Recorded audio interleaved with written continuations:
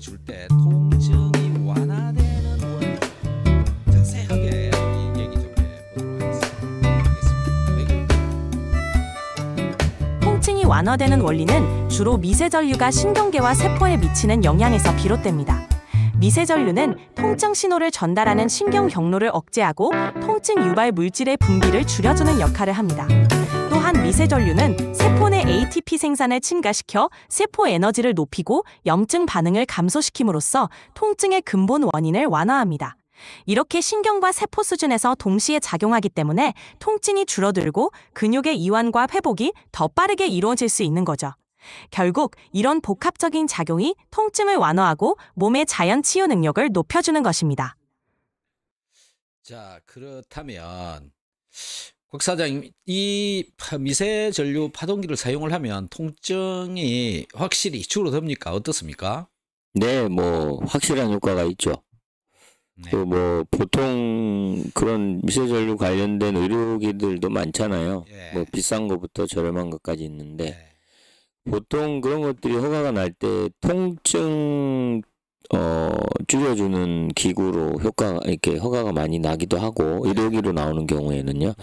근데 이제 전기 자극을 하면 얼마 지나지 않아서 통증은 뭐 금방 사라지는 것들 지금까지 경험했기 때문에 그냥 뭐 그건 그냥 확실하게 믿을 수밖에 없는 내용입니다. 뭐 예. 통증이 효과가 없는 경우를 거의 못 봤기 때문에. 주로 좀 더 구체적으로 얘기하면 뭐 예를 들어서 어깨 통증이랑 허리 통증, 무릎 통증 이런 것들을 무릎도 이제 무릎에다 붙이면 되고요. 예. 패치 붙여가지고 하시면 되고 어깨 아프다.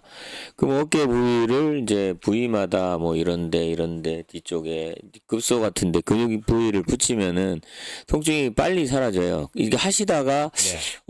이거 몇 번 하면 좋아지겠는데 이런 느낌들을 대부분 스스로 받습니다. 이게 또 이렇게 막 움직이기도 하고요. 예. 예, 그다음에 두통 같은 경우에도 보통 이제 혈액순환이 잘 안 돼서 생기는 경우가 많잖아요. 예. 그럼 이제 목 부분 주변으로 해서 귀 뒤 요런 데 경동맥, 위주신경 올라가는데 요런 데 해주면은 두통 뭐 별거 아니게 쓱 날아가요. 예. 두통까지도요. 네네. 예. 예.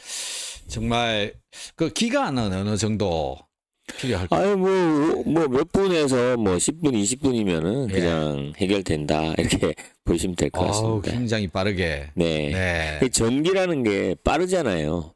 예. 그러니까 효과가 보통 뭐 약을 먹는 것보다 빠른 것 같습니다. 네. 네.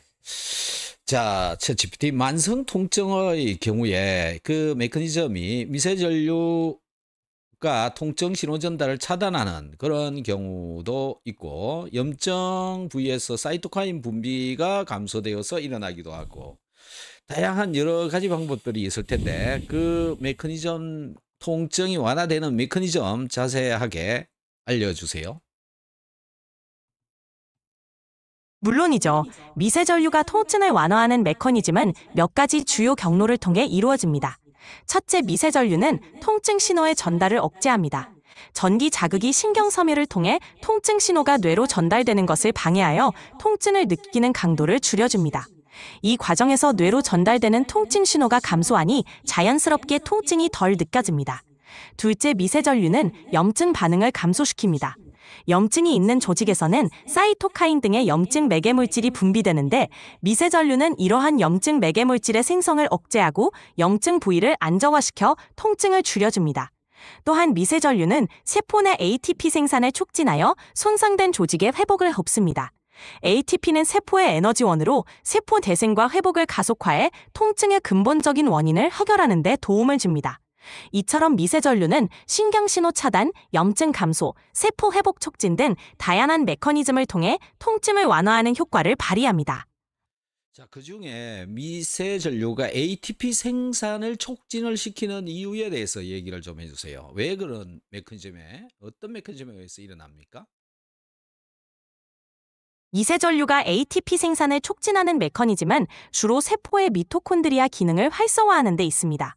미세전류는 세포막의 전이 차이를 조절하여 이온 이동을 촉진시키고 이로 인해 미토콘드리아의 활성도가 높아집니다. 미토콘드리아는 세포 내 에너지를 생산하는 발전소 역할을 하는데 전류 자극으로 인해 미토콘드리아 내 막 전이가 안정화되고 전자전달 및 ATP 합성 과정이 더욱 효율적으로 이루어집니다.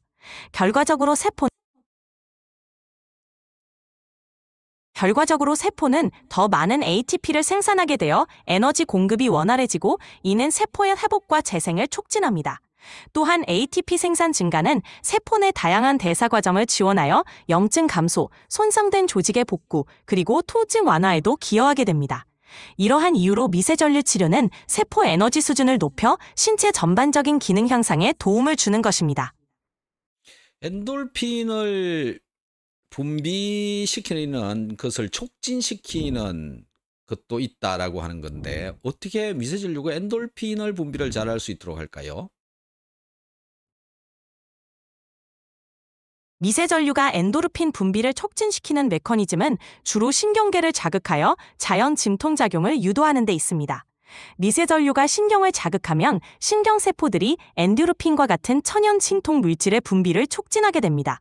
이 과정에서 미세전류는 중추신경계를 통해 엔도르핀 분비를 활성화하고 엔도르핀은 통증을 느끼는 수용체와 결합하여 통증을 완화하는 역할을 합니다. 이로 인해 환자들은 자연스럽게 통증이 줄어들고 기분이 좋아지는 효과를 경험하게 되죠. 결국 미세전류는 이런 복합적인 신경 자극을 통해 신체의 자연 진통 메커니즘을 활성화하고 보다 효과적으로 통증을 관리할 수 있도록 돕습니다.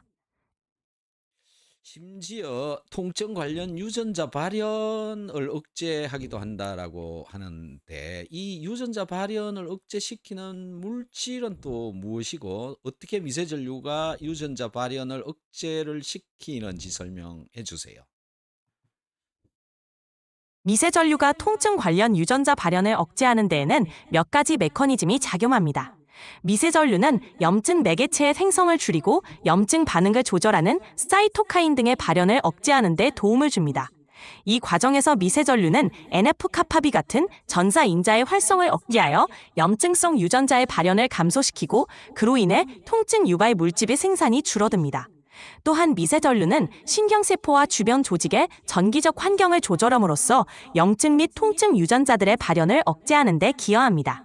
결국 이러한 복합적인 작용을 통해 미세전류는 통증과 염증을 유발하는 유전자들의 발현을 억제하고 결과적으로 통증 완화 효과를 극대화하는 것입니다.